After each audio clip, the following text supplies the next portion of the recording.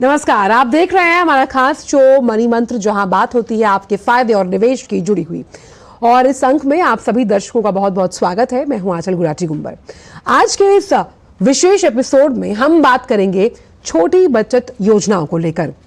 आमतौर पर जो निवेशक है वो ऐसे तमाम निवेश के विकल्पों की तलाश में होते हैं जो सुरक्षित हो, और ऐसा ही सुरक्षित विकल्प है छोटी बचत योजनाएं, जो सरकार द्वारा संचालित निवेश की योजनाएं हैं और जो तमाम निवेशक है उन्हें सुरक्षित निवेश विकल्प भी प्रदान करती हैं।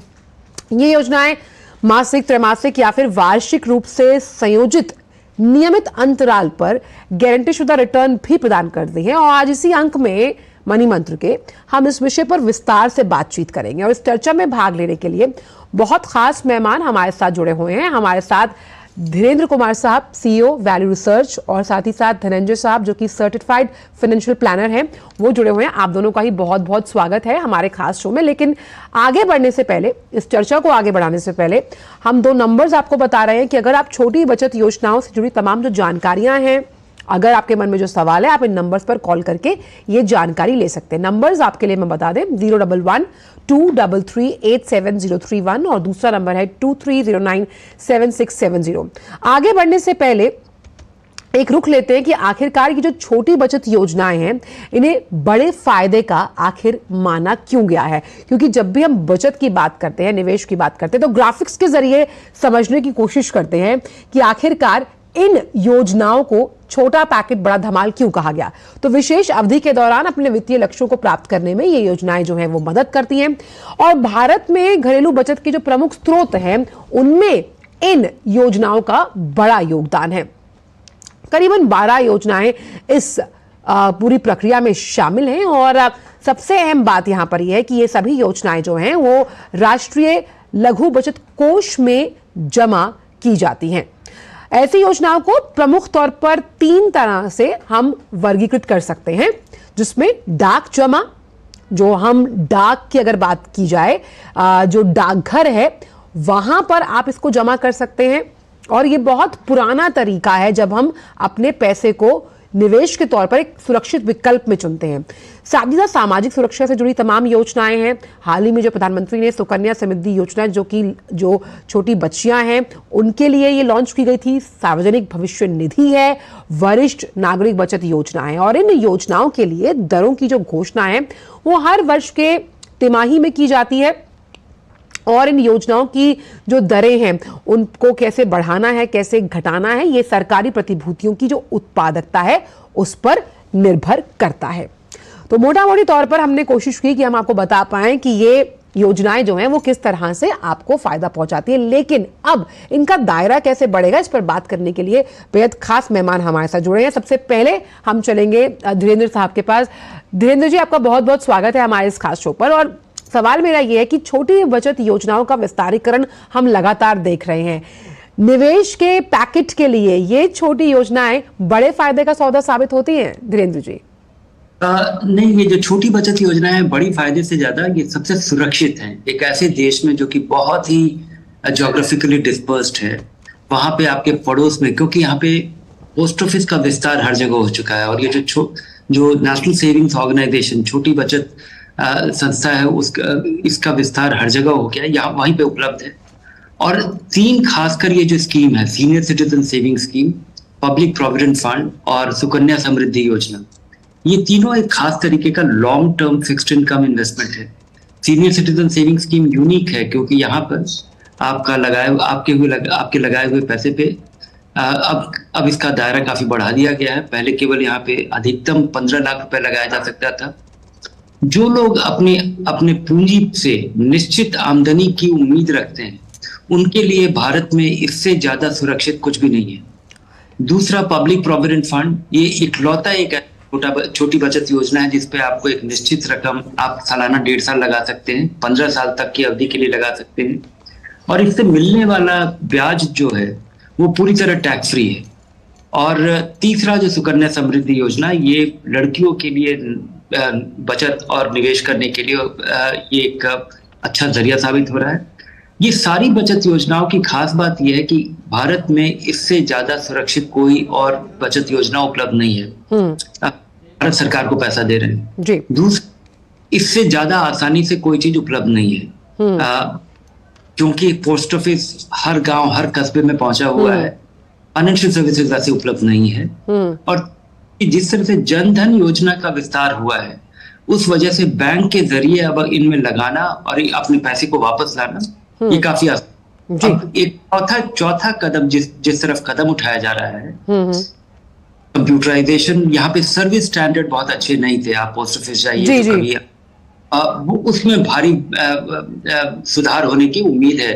जिस तरह से आप ही बात जो कहे बहुत सही, क्योंकि ये सुकन्या समृद्धि योजना पर हम करेंगे चर्चा। और हम आपको बताएं कि प्रधानमंत्री जो हैं वो भूटान यात्रा पर गए थे और वहां से प्रधानमंत्री अब भारत के लिए कुछ ही देर में जब निकलेंगे तो हम आपको इससे जुड़ी तमाम अपडेट्स भी हम लगातार आपसे साझा करते ही रहेंगे। और आपको दिखा देते हैं कि प्रधानमंत्री भूटान यात्रा में जहां पर काफ़ी अहम इस यात्रा को माना गया और यहाँ से प्रधानमंत्री जो सबसे बड़ा वहाँ का नागरिक उच्च सम्मान था वो प्रधानमंत्री को दिया गया और प्रधानमंत्री वहाँ से निकल गए हैं भारत आने के लिए। और प्रधानमंत्री के भूटान दौरे को एक सफल दौरा जो हम कह सकते हैं, उसके बाद स्वदेश वापसी प्रधानमंत्री की हो रही है। आप देख सकते हैं यहाँ पर इन तस्वीरों के जरिए। और भूटान ने बहुत गर्मजोशी और ऊष्मता के साथ प्रधानमंत्री का यहाँ स्वागत किया। राजनीतिक रंग सांस्कृतिक रंग में हमने देखा कि किस तरह से वहाँ के जो संस्कृति से जुड़े हुए लोग थे वो खुली बाहों से प्रधानमंत्री का स्वागत करने के लिए तैयार थे और बहुत ही खूबसूरत तरीके से वहाँ प्रधानमंत्री का स्वागत किया गया। और ये पारो इंटरनेशनल एयरपोर्ट है जहां से प्रधानमंत्री भूटान के सफल दौरे के बाद अब उनकी स्वदेश वापसी हो रही है। हालांकि ये लगातार कहा गया कि जो सबसे उच्च नागरिक सम्मान है उससे प्रधानमंत्री को वहां अलंकृत किया गया। वहां के जो लोग थे उन्होंने अपने पारंपरिक वेशभूषा में प्रधानमंत्री का स्वागत किया। साथ ही साथ तमाम जो उनकी परंपरा या फिर जिन जड़ों की बात की जाती है उस संस्कृति से जुड़ते हुए कार्यक्रम प्रधानमंत्री के समक्ष पेश किए गए। और इस दौरे ने जो दोस्ती है और जो हम ये मान सकते हैं दोनों देशों के बीच, इस दोस्ती को एक नए आयाम पर लेकर गई है ये यात्रा। तो प्रधानमंत्री की भूटान यात्रा का ये सफल जो दौरा है, अब स्वदेश वापसी की तरफ प्रधानमंत्री, और आप देख सकते हैं तस्वीरों के जरिए। सबसे अहम बात यहाँ पर यह भी रही कि प्रधानमंत्री का जो ये दौरा है उसमें लगातार हमने ये देखा कि किस तरह से जो पीपल टू पीपल कनेक्ट जिसकी बात हमेशा से प्रधानमंत्री करते हैं और उस कनेक्ट को यहाँ बहुत अहम जो भूटान की राजधानी थिम्पू में हमने देखा, वहाँ पर भी लगातार ये महसूस किया गया। प्रधानमंत्री का जो स्वागत है ऐतिहासिक रहा और सबसे बड़े नागरिक सम्मान को पाने वाले पहले विदेशी नेता बने प्रधानमंत्री नरेंद्र मोदी।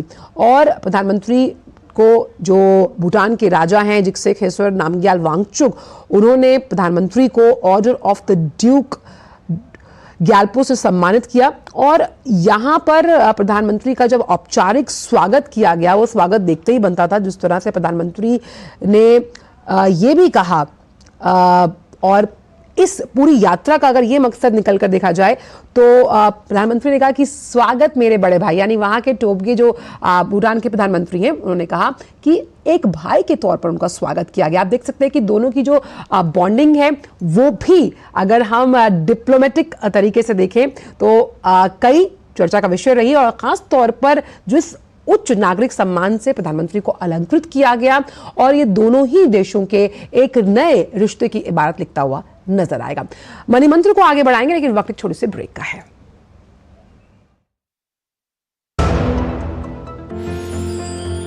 साल बरस और सदी नहीं, एक युग गुजर जाएगा। उम्र न पूछो वंडर की, जब फर्क नजर आएगा। वंडर सीमेंट, फर्क नजर आएगा। मैं आईटी प्रोफेशनल, मुझे मार्केट और इन्वेस्टमेंट के बारे में ज्यादा नहीं पता था। सो एनपीएस के प्रोफेशनल फंड मैनेजमेंट के थ्रू अब ऑटोमेटिक इन्वेस्टिंग बढ़िया चल रही है। मैं जितनी आसानी से इतने सारे एप्स यूज करता हूँ, बस उतना ही इजी और एक्सेसिबल है ऐप के थ्रू मेरा एनपीएस अकाउंट। रिटर्न्स, इन्वेस्टमेंट, सब चीजों का ट्रैक रखना बिल्कुल आसान है। अपने बेहतर कल को सुनिश्चित करने के लिए एनपीएस जरूरी है। स्टार्टअप सॉलिड था, प्लान था कड़क, करना था समथिंग ग्रेट, पर शुरू से प्रॉब्लम्स ने घेरा यूं कि बिजनेस हुआ अपना लम्बेट। बिजनेस गुरु की जरूरत थी खास, सीधे गए SBI स्टार्टअप ब्रांच पे तो खुल गया success. Startup advisory and support SBI startup branch पे। साल बरस और सदी नहीं, एक युग गुजर जाएगा, उम्र न पूछो वंडर की, जब फर्क नजर आएगा। वंडर सीमेंट, फर्क नजर आएगा। ब्रेक के बाद मनी मंत्र में आप सभी का स्वागत है और इस शो में आज हम चर्चा कर रहे हैं छोटी बचत योजनाओं को लेकर और पहले कॉलर भी हमारे साथ जुड़ गए हैं। श्याम सुंदर जी जुड़े हुए हैं हमारे इस शो पर। श्याम सुंदर जी, पूछिए अपना सवाल। भाई साहब नमस्कार जी। मैं ये जानना चाहता हूँ कि न्यू बॉर्न मेल चाइल्ड के लिए कोई सेविंग स्कीम है जो लॉन्ग टर्म में बेनिफिट दे सके, क्योंकि पीपीएफ में तो मैं 1.5 लाख रुपए अपना जमा करवाता हूँ, उसके अलावा अगर कुछ है जिसमें मैं बच्चे के लिए अभी से जमा करना शुरू करूँ जी, उसके काम आए। जी धनंजय जी, आप जुड़ गए हैं तो फाइनेंशियल प्लानर के रूप में आप बताइए कि ऐसी कोई योजना, क्योंकि हम जानते हैं कि सुकन्या समृद्धि योजनाओं जो योजना है वो जो है कन्याओं के लिए है, तो ऐसे में जो मेल चाइल्ड है उसके लिए एक अच्छी योजना जो लंबे अवधि के लिए अच्छा रिटर्न दे पाए। ओके, जैसे कि सर ने राइटली कहा कि उनका अवधि लॉन्ग टर्म का है, तो मुझे लगता है कि जनरली इंडिया में तो गर्ल चाइल्ड के लिए सुकन्या समृद्धि का ऑप्शन अवेलेबल है। एज अ मेल चाइल्ड मुझे लगता है कि SIP के माध्यम से अगर वो थोड़ा सा मार्केट रिलेटेड रिस्क लेना चाहें तो वो निवेश कर सकते हैं कुछ म्यूचुअल फंड स्कीम में। अगर निवेशक ये कहते हैं कि नहीं सर मुझे एक गारंटीड चाहिए जहां पर कि मुझे मार्केट के उतार चढ़ाव को नहीं महसूस करना है, तो मुझे लगता है कि पोस्ट ऑफिस में काफी डिपॉजिट है जिसमें आप रिकरिंग डिपॉजिट के माध्यम से भी पैसा आप इकट्ठा कर सकते हैं। तो स्पेसिफिकली मेल चाइल्ड के लिए कोई ऐसी स्कीम नहीं है जहां पर कि आप उसके लिए डेडिकेटेड हो, लेकिन मुझे लगता है कि आपके गोल के हिसाब से कितनी आपकी कॉर्पस रिक्वायरमेंट है, बेस्ड ऑन दैट आप स्कीम का सिलेक्शन कर सकते हैं। साथ ही धनंजय जी, हम ये भी जानना चाहेंगे कि अब छोटी बचत योजनाओं की जो ब्याज दर है उसमें तब्दीली आती है। वो ब्याज दरें अगर अन्य योजनाओं से उनकी तुलना की जाए तो हमेशा काफी प्रॉमिसिंग रहती हैं। ऐसे में कई प्राइवेट प्लेयर्स भी मार्केट में हैं, तो इसका चुनाव किस तरह से करना फिर ज्यादा अहम रहता है? जैसे कि धीरेन्द्र सर ने राइटली कहा कि सेफ्टी जो है वो एक इम्पॉर्टेंट प्रायोरिटी है। जब हम बात करते हैं कोई भी स्कीम जो गवर्नमेंट बैक्ड होती है उसमें जो ऑलमोस्ट हमारा जो रिस्क फैक्टर रहता है ऑलमोस्ट 0 रहता है। तो जब हम कोई भी स्कीम सिलेक्शन करते हैं, अगर कहीं पर हमें अधिक रिटर्न मिलने की संभावना है तो वो अधिक रिटर्न एक जोखिम के साथ आता है। एज अ निवेशक आपको ये डिसाइड करना है कि क्या ये जोखिम के लिए आप तैयार हैं, क्योंकि मार्केट्स जो है वो अगर कोई इंस्ट्रूमेंट मार्केट लिंक है तो आपको बेहतर रिटर्न दे सकता है ट्रेडिशनल डिपॉजिट के साथ, लेकिन उसके साथ वो रिस्क भी इन्वॉल्व रहेगा। तो इन्वेस्टर आप सिलेक्ट कीजिए कि आपकी अवधि कितनी है। अगर आप एक लॉन्ग टर्म प्ले करना चाहते हैं जहां पर आपको लगता है कि आपके 5 से 7 साल का दरिया है, वहां पर आप निवेश करके हल्का सा जोखिम ले सकते हैं, लेकिन छोटे अवधि के लिए जो सरकार के ट्रेडिशनल सेविंग स्कीम्स है मैं उसी में रेकमेंड करूंगा इन्वेस्टर्स को।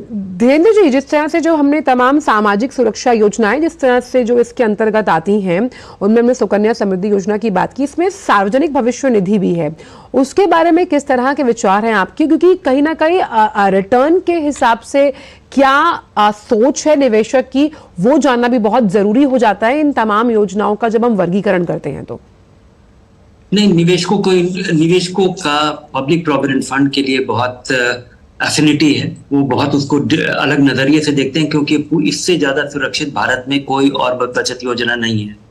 और यहाँ से मिलने वाला एक खास फायदा है कि इससे मिलने वाला ब्याज आपके लिए हमेशा ही टैक्स फ्री होता है, तो ये खासा फायदा है। लेकिन मेरी सलाह होगी कि अगर आज आपको 15 साल के लिए हर साल अगर 1.5 लाख रुपए लगाना हो तो विचार करना चाहिए कि आपके पास पब्लिक प्रोविडेंट फंड में जो रिटर्न मिलता है ये पैसा कितना इकट्ठा होगा। आपका लगाया हुआ 15 साल में करीब 1.5 लाख के हिसाब से 18 लाख रुपया करीब 30-32 लाख रुपया हो जाएगा। लेकिन अगर किसी साधारण से इक्विटी फंड में अगर ये पैसा लगता तो ये कहीं भी 45 लाख से 80 लाख तक हो सकता है। तो ये बहुत भारी अंतर है। बाजार काफी रिस्की है कम समय के लिए, लेकिन अगर आप लंबे समय तक अगर आप लगातार लगाते हैं तो ये रिस्क कम हो जाता है। लोगों को समझना चाहिए कि रिस्क क्या है। अगर आप कम समय के लिए इक्विटी में पैसा लगाएंगे तो ये बहुत ही खतरनाक है। लंबे समय अगर धीरे धीरे पैसा लगाएंगे तो ये आपका खतरा काफी कम हो जाता है। और पब्लिक प्रोविडेंट फंड सुरक्षा का जो के एवज में जो आप देते हैं कि एक बहुत बड़ा अपॉर्चुनिटी लॉस है, और इस अपॉर्चुनिटी लॉस नहीं हो सकती है क्योंकि एक आपके बचत का एक भारी भाग 1.5 लाख सालाना अगर एक ऐसे में चला जाता है जहां पे आपको 7-8% मिलता है, जहां पे आप महंगाई से कभी कभी ज्यादा, कभी कभी थोड़ा ज्यादा, कभी कभी कम आपको रिटर्न मिलता है, तो आपको लगता है कि पीपीएफ में पैसा बढ़ रहा है लेकिन पैसा आपका बढ़ता नहीं है। जी पैसा पावर है वो करीब करीब बराबर रहता है। पैसा बढ़ाने के लिए आपको इक्विटी में लगाना चाहिए, रिस्क कम करने के लिए आपको नजरिया बदलना चाहिए, लंबे समय के लिए पैसा लगाना चाहिए, धीरे धीरे लगाना चाहिए। और जब बाजार, और ये तभी हो सकता है आप, और ऐसा होने पे ही आप जब बाजार में गिरावट होगी तो आप घबरा करके अपना पैसा नहीं निकालेंगे। धीरेन्द्र जी, जैसे हमने देखा कि एनएससी और किसान विकास पत्र में जो ब्याज दरें हैं उन्हें अपरिवर्तित रखा गया, और अभी हमने पिछले कुछ महीनों में देखा कि सुकन्या समृद्धि पर ब्याज दर थोड़ी बढ़ाई गई है। उस लिहाज से क्या अहम कारक रहते हैं इन ब्याज दरों को तय करने के लिए? नहीं, ये जो छोटी बचत योजनाओं का जो इंटरेस्ट रेट है उसका एक बिल्कुल फॉर्मूला बना हुआ है। ये 1 अप्रैल, 1 जुलाई, 1 अक्टूबर और 1 जनवरी को ये बदल जाता है। ये रिवाइज होने का जो बेसिस है वो एक भारत सरकार का जो बॉन्ड है उसके आधार पे इसको किया जाता है। उसमें सीनियर सिटीजन सेविंग स्कीम को थोड़ा अलग नजरिए से, थोड़ा ज्यादा रिटर्न देने के नजरिए से तो थोड़ा उसका मार्जिन ज्यादा रहता है। तो और मुझे लगता है कि ये कारगर तरीका नहीं है, क्योंकि जो वृद्ध लोग हैं उनके लिए महंगाई से जूझ पाना एक बहुत इंपॉर्टेंट गोल है। अगर आपको 7-8% रिटर्न मिल रहा है लेकिन महंगाई अगर इससे ज्यादा है तो एक तरह से आपका पैसा कम हो रहा है। हमारे यहाँ जो हर साल जो बजट आता है उसमें कॉस्ट इन्फ्लेशन इंडेक्स डिक्लेयर किया जाता है कि इससे ज्यादा अगर आपको रिटर्न मिला तो आपको रियल रिटर्न आपका क्या है, वो आधार होना चाहिए जी। क्योंकि आप सरकार को अपना पैसा दे रहे हैं और खासकर इन 2-3 योजनाओं में जो कि जिसका कि बहुत बड़ा आधार हो सकता है और लोगों की ये खास जरूरत हो सकती है जी, और सरकार पे निर्भर नहीं कर रहे हैं, ये अपनी बचत पे बेहतर रिटर्न चाह रहे हैं सुरक्षित तरीके से। लेकिन इसमें तो मुझे एक चीज जो आपने शुरू में भी कही धीरेन्द्र जी, इससे मैं भी इत्तेफाक रखती हूँ और शायद धनंजय सर भी इस बात से एग्री करेंगे कि क्योंकि जो तमाम बचत योजनाएं, हालांकि उसमें रिस्क रिटर्न होता है जिसमें सरकार का इन्वॉल्वमेंट नहीं है, जो प्राइवेट प्लेयर्स हैं, लेकिन उनकी जो तकनीकी पहुंच है वो बहुत सॉलिड है इन फ्रैक्शन ऑफ सेकेंड्स। लेकिन अगर आपको जीपीओ जाना है या किसान विकास पत्र है, वहां पर अभी भी कंप्यूटराइजेशन का थोड़ा सा अभाव है। सुकन्या समृद्धि योजना कई पोस्ट ऑफिस में भी चल रही है, उसको आपको बैंक में ट्रांसफर कराने के लिए एक एनओसी चाहिए, फिर वो एक लंबा प्रोसीजर है। इस जो एस्पेक्ट है धीरेन्द्र जी, मैं उस पर आपका टेक चाहती हूँ, फिर इस पर मैं धनंजय सर से भी पूछूंगी कि किस तरह से सुदृढ़ तरीके से काम किया जाना चाहिए। मुझे लगता है कि इस दिशा में कदम उठाया गया है। अब एक पोस्ट ऑफिस पेमेंट बैंक की स्थापना हुई है और इसके जरिए मुझे लगता है कि काफी आसानी से डिजिटाइज तरीके से सारी छोटी बचत योजनाओं को लोगों तक बहुत आसानी से पहुंचाया जा सकता है। सर्विस स्टैंडर्ड को बहुत इनहांस किया जा सकता है, बहुत इंप्रूव किया जा सकता है। आज आप फोन से किसी भी तरह का इन्वेस्टमेंट कर पाते हैं, शेयर खरीद पाते हैं, F&O कर पाते हैं, और ये सब बहुत ही रिस्की है। और ये जो योजना है जिसको बैंकों के जरिए आज, और ये एक डिजिटल बैंक है, ये बहुत अभी हाल फिलहाल खुला है, और इसके इन सर्टिफिकेट्स में और इन बचत योजनाओं में पैसा, क्योंकि बचत योजना में लगाने के लिए जो सरकार का जो प्रावधान है कि आपके पास आधार कार्ड होना चाहिए, पैन कार्ड होना चाहिए, कि एक बार हो गया तो उसके बाद, और बैंक खाता खोलने के लिए केवाईसी करना ही, तो इसमें लगाना बहुत आसान होना चाहिए। मुझे लगता है कि सरकार के फ्रेमवर्क में अभी तक लोगों के लिए, खासकर मिडिल क्लास लोगों के लिए जो छोटी है या रिटायरमेंट में लोगों का अपने आप सक्षम होना, फाइनेंशियल इंडिपेंडेंस उनके लिए, ये अभी बहुत प्रायोरिटी में नहीं आया। लोगों के लिए बैंक पहुंचाना, जनधन स्कीम और एनपीएस और इन सब चीजों में कुछ कदम उठाया गया है जी। लेकिन आम आदमी जो कि अच्छा खासा पैसा जिंदगी भर इकट्ठा कर पाता है लेकिन वो भरोसे से पैसा नहीं लगा पाता है, बढ़ा नहीं पाता है, और सुविधा उसको मुहैया नहीं कराई गई है जिसमें कि वो इनका लाभ आसानी से। बिल्कुल, इसी पर एक टेक धनंजय जी का भी लेते हैं कि धनंजय जी, जैसे मैंने कई लोगों से बात की जिनका पोस्ट ऑफिस में सुकन्या समृद्धि योजना का खाता है, वो चाहते हैं कि उसे बैंक में ट्रांसफर कर इजीली ऑपरेशनल कर पाएं, तो उसके लिए किस तरह की प्रक्रिया से गुजरना होता है? अभी आज के डेट में, जैसे मैं रिसेंटली खुद का एग्जांपल देता हूं कि मेरे एक रिलेटिव ने कुछ इन्वेस्टमेंट किया था पोस्ट ऑफिस में। जब मैच्योरिटी आई तो वो पैसे को वापस उनके बैंक में ट्रांसफर करने के लिए जो फॉर्मेलिटीज अप्लाई किया गया, तो उन्होंने लगा कि थोड़ी सी कॉम्प्लेक्सिटी है। हालांकि अगर आप लास्ट 10 साल या 15 साल की बात करें तो चीजें आस्ते आस्ते स्मूथ हो रही हैं, लेकिन मुझे लगता है कि एज अ निवेशक मैं देखता हूँ आज के डेट में ईज ऑफ ट्रांजेक्शन, जिस तरीके से आज के लाइफस्टाइल का पैटर्न है, किसी के पास इतना समय नहीं है कि वो वहां पर लाइन में खड़े रहे, इतने सारे फॉर्म फिलअप्स करे और अपना पैसा वापस निकालने के लिए इतनी फॉर्मेलिटीज करे। तो मुझे लगता है कि at the point of entry instruction काफी क्लियर होनी चाहिए कि जब मैच्योरिटी होती है एट ईज पास कुछ एप्लीकेशंस हो जहाँ के इंस्टेंटली आपके जो फंड्स है, अगर आपको जरूरत हो ट्रांसफर फिर से रीइन्वेस्ट हो जाए। काम इस पे मुझे लगता है डिजिटल इंडिया इस पे एक बहुत बड़ा फोकस एरिया है जी। लगता है कि अभी आने वाले 5-10 साल में इस जो पैटर्न है इन्वेस्टमेंट का, इसमें काफी हमको ईज लगे। लेकिन इंडिया जैसी कंट्री जहां पर इतनी स्ट्रेच आउट है लोकेशंस, मुझे लगता है कि लगेगा, लेकिन प्रोसेस वर्क इन प्रोग्रेस है। धनंजय सर ने जिस तरह से कहा, धीरेन्द्र जी, अगर हम इसको ऐसे देखें कि मान लीजिए आपके पास जो किसान विकास पत्र हैं आपके, वो मिसप्लेस हो जाते हैं, या फिर पोस्ट ऑफिस की जो वो बुकलेट है जिस पर आपकी सारी बही खाते के रूप में तमाम लिखा हुआ है कि इसमें सुकन्या समृद्धि योजना की आपकी तमाम जो एंट्रीज है वो खो जाए, तो उस क्या नाम है लिहाज से आप क्या करेंगे, इस पर भी करेंगे हम चर्चा, लेकिन वक्त एक छोटे से ब्रेक का है। फिलहाल मनी मंत्र में ये चर्चा छोटी बचत योजनाओं पर जारी रहेगी ब्रेक के बाद। साल बरस और सदी नहीं, एक युग गुजर जाएगा, उम्र न पूछो वंडर की, जब फर्क नजर आएगा। वंडर सीमेंट, फर्क नजर आएगा। मार्केट में तो बहुत सारे टैक्स सेविंग इन्वेस्टमेंट्स हैं, लेकिन मेरी नजर में एनपीएस से बढ़िया और कुछ नहीं। प्रेजेंटली जो मेरा बैंक अकाउंट है उसी की नेट बैंकिंग ऐप के थ्रू मैंने अपना एनपीएस ओपन किया। अब एनपीएस की ऐप के थ्रू मेरी इन्वेस्टमेंट कितनी है, कितने रिटर्न्स मिल रहे हैं, बहुत इजीली ट्रैक हो जाता है। अब तो इसमें सिस्टमैटिक लमसम विड्रॉल का ऑप्शन भी आ गया है, व्हिच इज ग्रेट। अपने बेहतर कल को सुनिश्चित करने के लिए एनपीएस जरूरी है।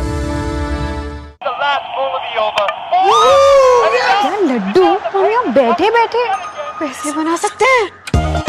Amazing day. What a match this has been. Cracking shot. What a way to finish the game. मैं तुम्हारे बिजनेस आइडिया का बड़ा फैन हूं। अब बिजनेस चाहे जो भी, एसबीआई का करंट अकाउंट तो चाहिए ना। एसबीआई करंट अकाउंट से सिंप्लीफाइड बिजनेस ट्रांजैक्शंस और ग्रेट कस्टमर सर्विस। एसबीआई, देश का फैन। साल बरस और सदी नहीं, एक युग गुजर जाएगा, उम्र न पूछो वंडर की, जब फर्क नजर आएगा।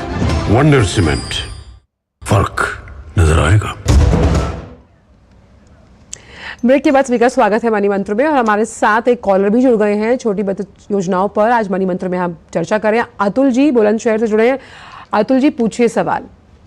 मैं ये जानना चाहता हूँ कि हम सुकन्या समृद्धि में और पीपीएफ में 1.5 लाख रुपए जमा कर सकते हैं क्या? धीरेन्द्र जी, ये जी हाँ, हर व्यक्ति सालाना 1.5 लाख का दोनों में निवेश कर सकता है, लेकिन वो 80C की जो छूट मिलती है वो पे ही मिलेगी।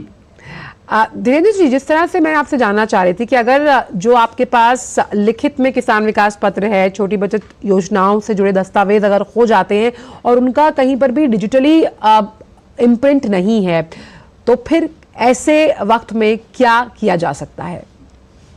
नहीं, डिजिटल इम्प्रिंट नहीं होने पे भी फिजिकल फ्रेमवर्क में भी, फिजिकल फॉर्मेट में भी आइडेंटिटी प्रूव कर पाते हैं, तो आपको अपने पोस्ट ऑफिस जाना पड़ेगा जहां से ये इश्यू हुआ था, अपने और क्रेडेंशियल्स प्रूव करना पड़ेगा, और एक छोटा सा फी भी लगता है अपना डुप्लीकेट सर्टिफिकेट या पासबुक लेने के लिए, क्योंकि आपको सुकन्या समृद्धि योजना, पीपीएफ और सीनियर सिटीजन सेविंग स्कीम का पासबुक मिलता है, या जो छोटी बचत जो रिकरिंग डिपॉजिट है, और पोस्ट ऑफिस आपको ये डुप्लीकेट इशू करता है 1-2 दिन के। जी, साथ ही हमारे साथ धनंजय साहब जुड़े हुए हैं। धनंजय जी, समय कम है, आखिरी सवाल यहाँ पर यह है कि यंगस्टर्स को किस तरह से हम और जागरूक कर सकते हैं इस तरह की छोटी बचत योजनाओं के लिए? मुझे लगता है कि आज के डेट में पैसा बचाना इटसेल्फ एक बहुत बड़ा चैलेंज हो गया है। जिस तरीके से स्पेंडिंग आज के यूथ कर रहे हैं, तो जो एक बेसिक फॉर्मूला था कि इनकम माइनस एक्सपेंसेस सेविंग होता है, उसे चेक कि हमको अभी करना पड़ेगा कि income minus saving is expenses. जो आदत है ना, ये इनकलकेट करनी जरूरी है। और मुझे लगता है कि आदत इनके जो पहले सैलरी है तब से स्टार्ट कर देना चाहिए। जनरली क्या होता है कि यूथ कहते हैं कि सर अभी तो हमने शुरुआत की है, 5 साल हम वेट करते हैं, उसके बाद स्टार्ट करेंगे। ये जो 5 साल का गैप है, धीरेन्द्र ने राइटली कहा कि पावर ऑफ कंपाउंडिंग जो है ना, यहाँ आउट कर जाते हैं। तो मुझे लगता है कि जिस दिन आपका फर्स्ट पे चेक आए उसी दिन से एटलीस्ट 20% आपकी इनकम की सेविंग की आदत आप डालिए, तो एटलीस्ट 15-20 साल में कहीं ना कहीं आप फाइनेंशियल फ्रीडम अचीव कर सकते हैं। धीरेन्द्र जी हमेशा कहते हैं पावर ऑफ पॉजिटिविटी और पावर ऑफ कंपाउंडिंग जो है वो आपको एक सुरक्षित निवेश की तरफ लेकर जाती है। बहुत बहुत शुक्रिया आप दोनों का इस चर्चा में शामिल होने के लिए और इतने सरल तरीके से छोटी बचत योजनाओं से जुड़ी तमाम जानकारियां देने के लिए। तो मनी मंत्र में हम कोशिश करते हैं कि निवेश की उन तमाम जो विषय हैं उस पर चर्चा करें और अगले हफ्ते भी कुछ ऐसी ही अलग टॉपिक के साथ हम आपके साथ हाजिर होंगे। लेकिन तब तक के लिए मुझे और मेरी पूरी टीम को दीजिए इजाजत। आगे आप देख सकते हैं समाचार मेरी सहयोगी शरा निगार के साथ। नमस्कार।